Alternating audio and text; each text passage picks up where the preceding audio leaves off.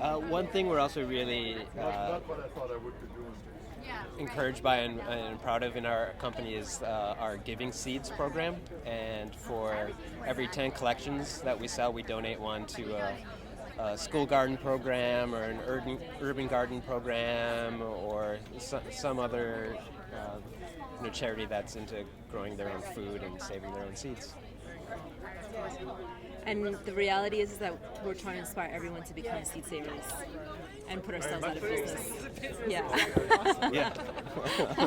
That would be a better world. Exactly. Yeah. Exactly. Yeah, actually, give me a little soundbite about the importance of heirloom varieties and biodiversity.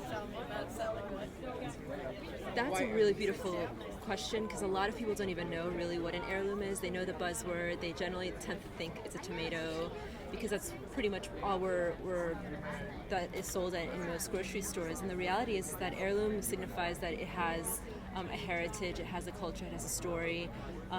It's generally been around for about 50 years or plus, and it has a significance to somebody that has treasured it and has bred it and has passed on these seeds. And the problem is that in just a little bit over 100 years, we've lost 95% of the biodiversity within our food system.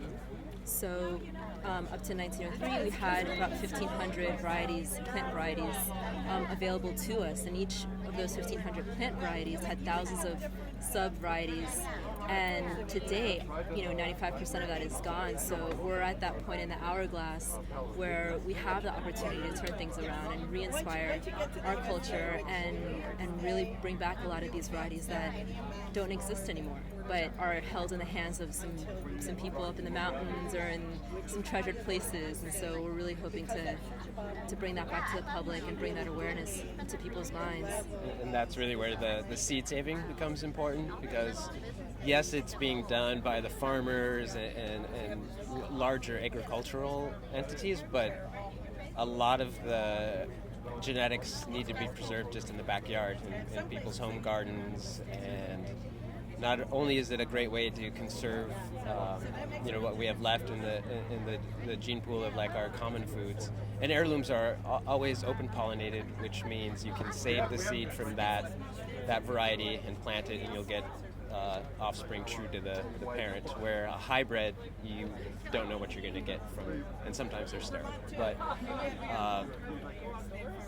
reconnecting people to that, because gardeners 100 years ago, almost everybody knew how to save their seeds, and not only is it beneficial in the actual food production, but it's also really beautiful process to connect one's self with and family and community.